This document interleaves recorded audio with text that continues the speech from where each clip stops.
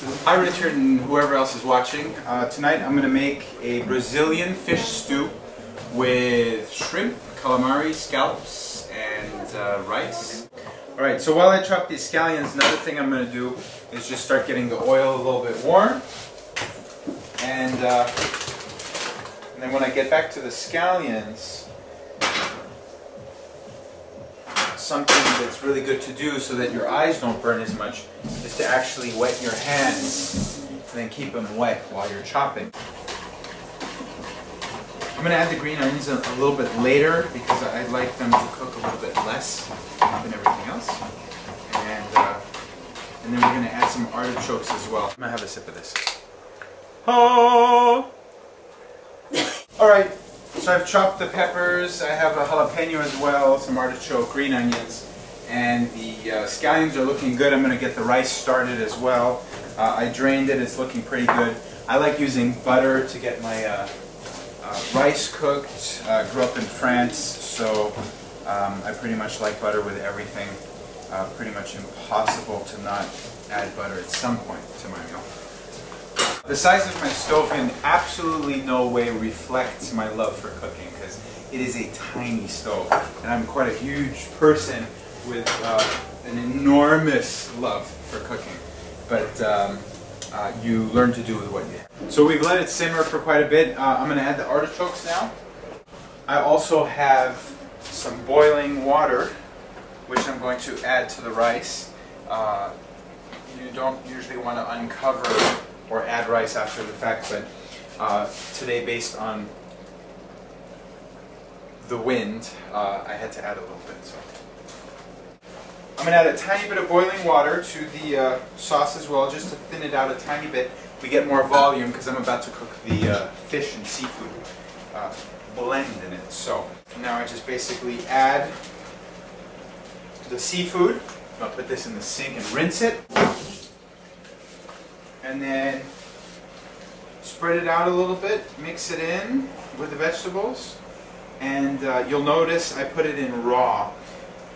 It actually cooks relatively quickly in this stew, and there's nothing worse than overcooked shrimp because it sort of gets really dry and corky and doesn't have a nice texture.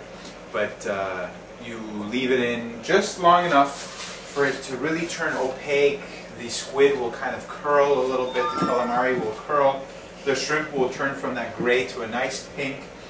And I think that's probably your best indicator. When that shrimp is pink, you can pretty much assume that all the rest of the fish will be cooked. Okay, so I have the pot simmering here with the delicious fish stew combo. It's all mixed up.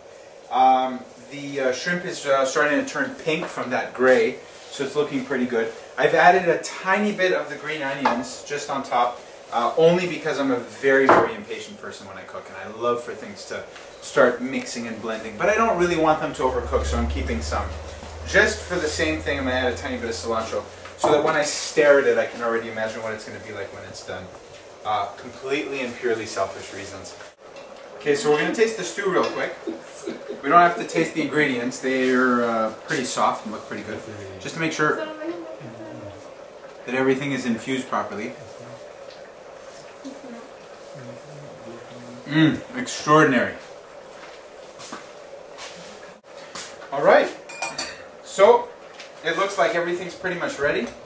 And the last thing that we have to do is actually just to plate it. So, stove's off. And I'm going to grab a plate. We're going to put a little bit of rice on it.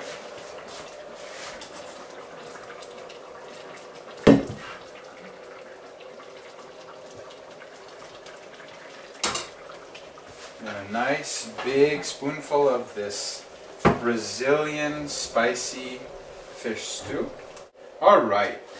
And now all we have left to do is add a tiny bit of the raw green onions, a little bit of the fresh cilantro, and bon appetit. Smells fantastic. It smells so good the camera actually enjoys it. And this presentation is filmed in front of a live audience. We thank you for your participation. And okay, anyway. We'll let the stew simmer. We'll let The camera guy. my cameraman's drunk. We thank you for coming to this live filming of this show in front of a live audience that keeps laughing with a drunk cameraman and a miniature stove.